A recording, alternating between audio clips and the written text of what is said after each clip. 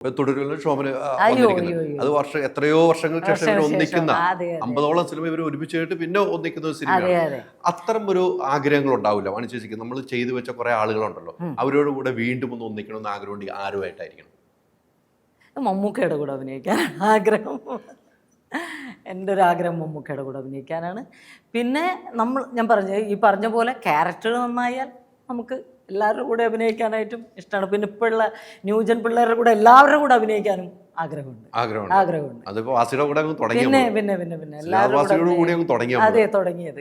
ഇനി അങ്ങനെ സിനിമകൾ വരും, എന്തായാലും വരും. സിനിമ അഭിനയിക്കാൻ തീരുമാനിച്ച് ഉറപ്പിച്ചേക്കുന്ന ആളാണ്, അങ്ങനെ ഉറപ്പിച്ചിറങ്ങിയിട്ടുണ്ടെന്നാണ് ഞാൻ അറിഞ്ഞത്. ബാബുച്ചോടേയും ചോദിച്ചു, നമ്മളാരും തടസ്സം നിന്നേക്കണല്ലോ കേട്ടോ. എന്നോട് പറയും മോളെ സ്കൂളിൽ കറക്റ്റ് വരണം, അത് വിളിച്ചോണ്ട് വരണം, അതൊക്കെയാണ് വാണി ചെയ്യുന്നത്. പക്ഷെ ഞാൻ ഒരിക്കലും അഭിനയിക്കും. ഇപ്പൊ ഇനി ഇറങ്ങി തുടങ്ങിയാൽ അഭിനയിക്കും. മോളൊക്കെ വേറെ രീതിക്ക് വളർന്നു പോയിട്ടുണ്ട്, വേറെ പഠിക്കാൻ പോയിട്ടുണ്ട്. എപ്പോഴും പറയാം, ഞങ്ങൾ എപ്പോഴും സംസാരിക്കുന്നുണ്ടാ പറഞ്ഞത്. ഈ മലയാള സിനിമയും തമിഴ് സിനിമയും ഒക്കെ ആയിട്ട് ഒത്തിരി വ്യത്യാസങ്ങളുണ്ട്. തമിഴിൽ നിന്നും മലയാളത്തിലേക്ക്, മലയാളത്തിൽ നിന്നും തമിഴിലേക്ക് അന്നത്തെ സമയങ്ങളിൽ യാത്ര ഉണ്ടായിരുന്നല്ലോ. അപ്പൊ ഈ തമിഴിൽ ചെയ്ത് കഴിയുമ്പോൾ ചിലപ്പോൾ ഇവിടുത്തെ സിനിമയുടെ ഡേറ്റിന്റെ ഒക്കെ ഒരു പ്രശ്നം വരാറുണ്ട്. അന്ന് ഒത്തിരി ഡേറ്റ് അവിടെ കൊടുക്കും. അങ്ങനെ നമുക്ക് ഇഷ്ടപ്പെട്ട ഒരു സിനിമ മാറിപ്പോയത് അധികം ഓർമ്മയുണ്ടോ? മാറിപ്പോയതൊക്കെ ഉണ്ട്, മാറിപ്പോയ സിനിമകളുണ്ട്. പക്ഷേ ഞാൻ മലയാളത്തിൽ വന്നതിന് ശേഷം കൂടുതൽ 1-2 പടങ്ങളാണ് വെളിയിൽ ചെയ്തത്. ഇപ്പോൾ തെലുങ്കിൽ അഭിനയിക്കാൻ പോയി ഫുൾ അവിടെ തന്നെയാണ്. പിന്നെ ഇതിൻ്റെ ഇടയിൽ ഒരുപാട് മലയാള പടങ്ങളൊക്കെ വന്നിട്ട് പോലും ഞാൻ ചെയ്തിട്ടില്ല. മലയാള പടങ്ങളൊന്നും ചെയ്തില്ല. അപ്പോൾ തെലുങ്ക് തന്നെയാണ്. പിന്നെ മലയാളം വന്നപ്പോൾ മലയാളം തന്നെയാണ് കൂടുതൽ. ഏതോ ഒരു പടം 1-2 പടം തമിഴ് ചെയ്തു, അതിൻ്റെ ഇടയിൽ പോയിട്ട് 2-3 പടം തെലുങ്ക് ചെയ്തു. അതുകൊണ്ട് എനിക്ക് ഡേറ്റിൻ്റെ അങ്ങനെയൊന്നും ക്ലാഷ് വന്നിട്ടില്ല. തൃശ്ശൂരാണ് വീട്, തൃശ്ശൂരാണ് കുടുംബ വീടൊക്കെ ഇവിടെയാണ്. ഈ സമയങ്ങളൊക്കെ എപ്പോൾ സമയം കിട്ടിയാലും തൃശ്ശൂർ വരാറുണ്ടെന്ന് എനിക്കറിയാം. എപ്പോൾ സമയം കിട്ടിയാലും വരുമെന്ന് അറിയാം. തൃശ്ശൂർ നമ്മളെ കളിക്കൂട്ടുകാരൊക്കെ ഉണ്ടല്ലോ, അന്നത്തെ കളിക്കൂട്ടുകാർ അവരൊക്കെ ആയിട്ടൊക്കെ എങ്ങനെയാണ്? ഇല്ല, എപ്പോഴും വിളിക്കുമോ അവര്, ഫോണിൽ ബന്ധപ്പെടാറുണ്ട്. മുമ്പ് ഇവിടെ ഞാൻ കുറവല്ലേ, കൂടുതൽ ചെന്നൈയിലാണല്ലോ. അപ്പൊ അതുകൊണ്ട് ചെന്നൈയിൽ ഞാൻ പറഞ്ഞിരുന്നു മുമ്പ്, ഫ്രണ്ട്സ് വളരെ കുറവാണ്, വളരെ കുറവാണ്. ഏതെങ്കിലും ഒരാളെ വളരെ കുറവാണ്. എപ്പോഴെങ്കിലും ഇതുപോലെ ഇപ്പോൾ സുചിത്രയെ പറഞ്ഞ പോലെ അങ്ങനെ കുറച്ച് പേര് ഇങ്ങനെ എപ്പോഴും കോണ്ടാക്ട് ചെയ്യുന്നവരുള്ളൂ.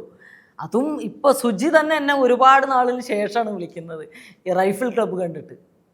ഞാൻ ഒരു പഴയ കൂട്ടുകാരിയാണ് കേട്ടാന്ന് പറഞ്ഞിട്ട്. അപ്പം ഞാൻ പറഞ്ഞു, പഴയ കൂട്ടുകാരി പുതിയ കൂട്ടുകാരില്ല, കൂട്ടുകാരി തന്നെ എല്ലാവർക്കും, അങ്ങനെയെന്ന് പറഞ്ഞു.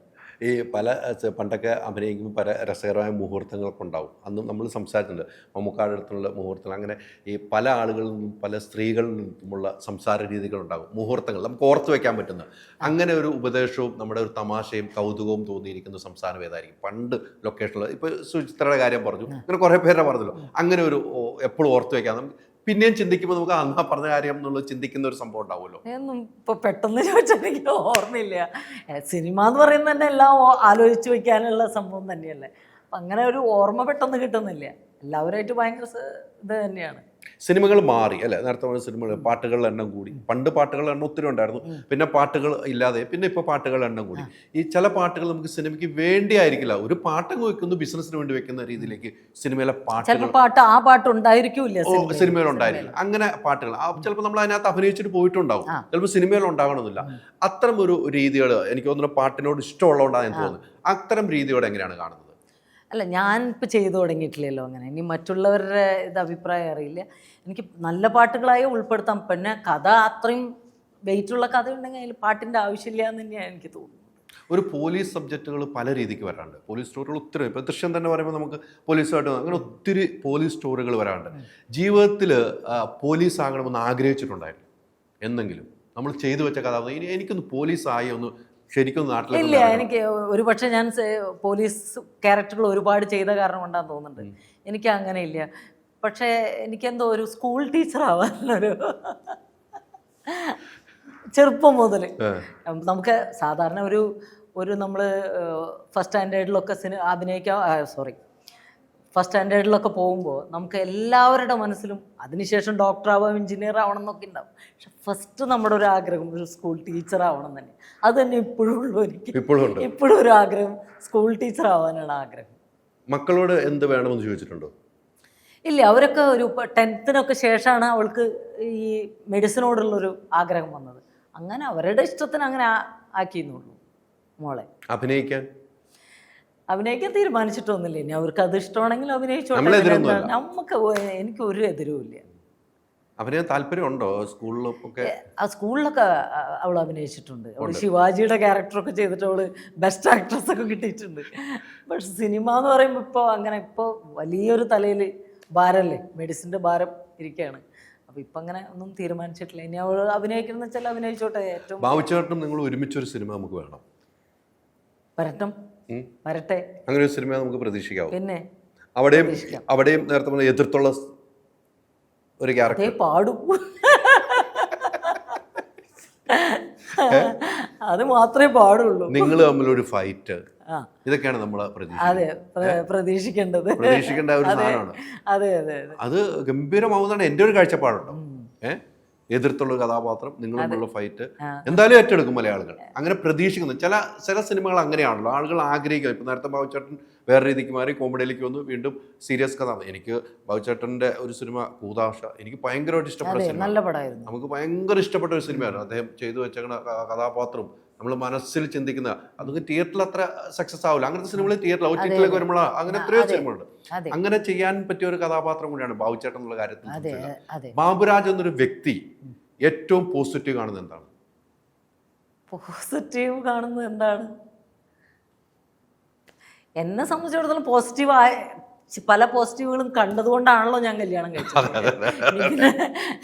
പോസിറ്റീവ് കാരണം മറ്റുള്ളവർക്ക് തോന്നുന്നതായിരിക്കില്ല നമ്മുടെ കണ്ണിൽ കാണുന്നത്. മറ്റുള്ളവർക്ക് നെഗറ്റീവായി തോന്നുന്നതായിരിക്കാം പുള്ളിയുടെ ചിലപ്പോൾ പോസിറ്റീവ്. അതായിരിക്കാം. ഫുഡിന് നല്ല പ്രിയനാണ്, ഭയങ്കര. ഞങ്ങൾ ഒത്തിരി യാത്ര ചെയ്തു. ഞങ്ങൾ ഈ ഇടയ്ക്ക് ഒരുമിച്ച് യാത്ര ചെയ്തിട്ടുണ്ട്. ഫുഡ് പ്രിയനാണ്. വാണി വിശ്വനാഥ് എന്ന ഭാര്യ ഏത് ഫുഡാണ് സാധാരണ കൊടുക്കാറുള്ളത്? ഇല്ലേ, പുള്ളിക്ക് ചിലപ്പോൾ സാധാരണ വല്ല മുട്ട ബുൾസൈ ചെയ്യുന്ന അങ്ങനെയൊക്കെ ഉള്ളതാണ് ചെയ്യുന്നത്. എനിക്ക് എളുപ്പമുള്ളത് ഞാൻ വേഗം ചെയ്തു കൊടുക്കും. ഞാൻ ഭയങ്കര ഫാസ്റ്റാണല്ലോ.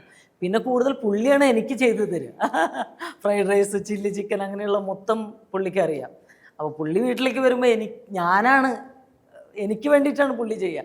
ഞാൻ പുള്ളിക്ക് ചെയ്യുന്നത് കുറവാണ്, വളരെ കുറവാണ്. പക്ഷേ ആസാദി ഒരു സിനിമ പ്രേക്ഷകരുടെ മുമ്പിലേക്ക് 23-ാം തീയതി നമ്മൾ കൊടുക്കുകയാണ്. വാണി വിശ്വനാഥ് എന്ന വ്യക്തിയെ സ്നേഹിച്ച ഒത്തിരി പ്രേക്ഷകരുണ്ട്. ആ പ്രേക്ഷകരുടെ അടുത്തേക്ക് എന്താണ് പറയാനുള്ളത്? അവർക്ക് ഒരിക്കലും അതൊരു ഈ ഒരു ക്യാരക്ടർ നന്നില്ല എന്ന് അവരൊരിക്കലും പറയില്ല. വാണി ചേച്ചിക്ക് പറ്റിയ വേഷം എന്ന് തന്നെയാണ് പറയുള്ളൂ. അത് തന്നെയാണ് എനിക്ക് കൊടുക്കാനുള്ളത്. അവരിഷ്ടപ്പെടുന്ന ഒരു ക്യാരക്ടർ തന്നെയാണ്. 23-ാം തീയതി നമുക്ക് കാത്തിരിക്കാം. ഈ സിനിമ സൂപ്പർ ഹിറ്റാകട്ടെ. എനിക്ക് വീണ്ടും രണ്ടാം തവണയും ആസാദിയുടെ തുടക്കത്തിൽ തുടങ്ങി റിലീസിന്റെ സമയത്ത് ഇനി ഇതിന്റെ ഹിറ്റിന് സൂപ്പർ ഹിറ്റ് ദിവസം വീണ്ടും നമ്മളിരിക്കും, സിനിമ കണ്ടിട്ടിരിക്കും. ഒത്തിരി സന്തോഷം ചേച്ചി. ഞാൻ അന്നും വിളിച്ചു, അന്ന് വരുമെന്ന് പറഞ്ഞു, അന്ന് ഞാൻ വിളിച്ചാണ്. ഒത്തിരി സന്തോഷം. ഓക്കെ അല്ലേ? ഒന്നുമില്ലോ, ഒരു വിവാദം ഒന്നുമില്ല. എന്ത് വിവാദം? ഒന്നുമില്ലോ. വിവാദം ചോദിച്ചാലും എനിക്ക് ഒന്നും അറിയില്ല. നല്ല രീതിക്ക് പോയി.